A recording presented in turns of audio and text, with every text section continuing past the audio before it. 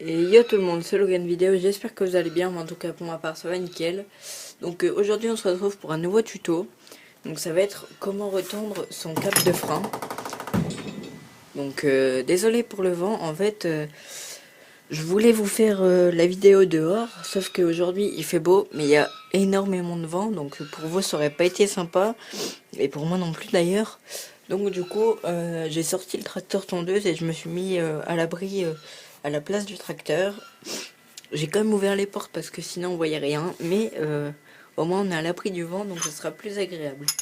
Donc je voulais vous dire aussi, donc sur cette vidéo, comme vous l'avez vu, il n'y aura pas d'intro, parce qu'en fait je me fais striker à chaque intro, donc j'en mettrai plus. Voilà. Comme vous voyez, les commentaires sont désactivés, parce que justement à cause de mes intros je me fais striker, donc je mets plus d'intro, comme ça je suis tranquille. Donc voilà, allez, donc pour ce faire il vous faudra deux clés de 12. On adore, les portes se referment avec le vent, donc deux clés de 12. Donc moi j'ai une clé à pipe et une clé plate, je vous conseille pareil. Après si vous avez deux clés plates, c'est pas grave, mais par contre si vous avez deux clés à pipe, ça va pas le faire, parce qu'il y a un contre-écrou, et le contre-écrou avec la clé à pipe, ça va être impossible. Donc attendez, je réouvre les portes. Je vais essayer de les caler. Faut que je trouve un truc pour caler aussi. Je vais mettre mon casque.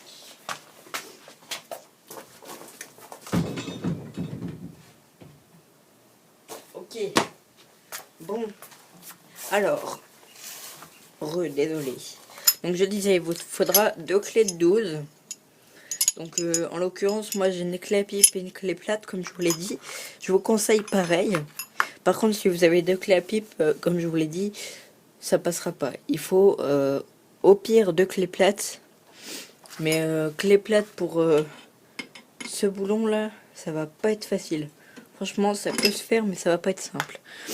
Donc alors je vous montre comment retendre son frein. C'est parti. Donc tout d'abord, il faudra dévisser le contre-écrou qui est ici. Donc voilà. Vous dévissez. Je galère un petit peu, mais ça va. Bon, après, vous pouvez y aller à la main. Le problème, c'est que regardez, genre quand vous dévissez le contre-écrou, il y a celle-là qui bouge aussi. D'où normalement le système de ça, des deux clés. Ouais, je pense que vous connaissez, mais voilà, vous faites comme ça. Bon, après, vous n'avez pas forcément besoin de ça, mais voilà. Alors, vous dévissez le contre-écrou. Et une fois que ce contre-écrou est dévissé, vous pouvez visser cette vis. Donc, tout en tenant celle-là pour pas que elle tourne en même temps, bien sûr. Ce qui est logique. Désolé si je bouge un peu. Et au passage, désolé pour la qualité vidéo, parce que c'est filmé à l'iPad. Parce que j'avais pas d'autre solution. Donc la qualité vidéo est peut-être bof bof, mais bon. C'est toujours mieux que rien. Donc voilà, vous resserrez tout en tenant toujours là.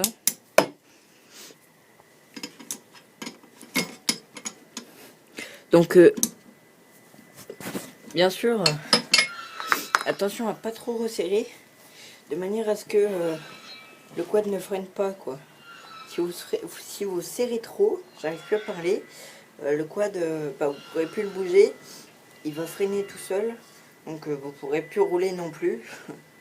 Donc voilà. Donc une fois que vous avez fait ça, vous resserrez le contre-écrou, mais bien sûr toujours en tenant ça. Alors c'est pas très simple à revisser le contre-écrou, mais vous pouvez y arriver. Hop. C'est un peu galère effectivement avec une clé plate, mais on va dire qu'il n'y a pas trop le choix, quoi.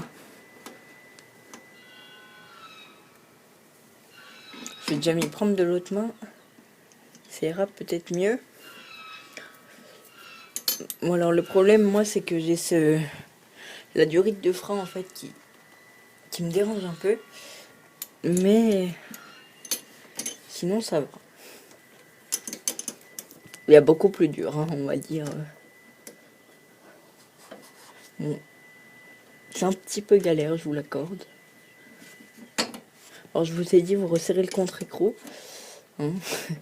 Moi comment je galère, voilà. Bon, je vous fais une pause et je vous reprends dès que c'est serré.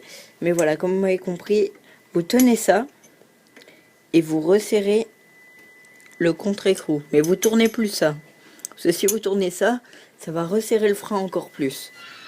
Donc si vous resserrez le frein, bah, votre quad, comme je vous l'ai dit, ne bougera plus. Donc voilà, je serre ça et je vous reprends après. Bon, et ben c'est tout resserré.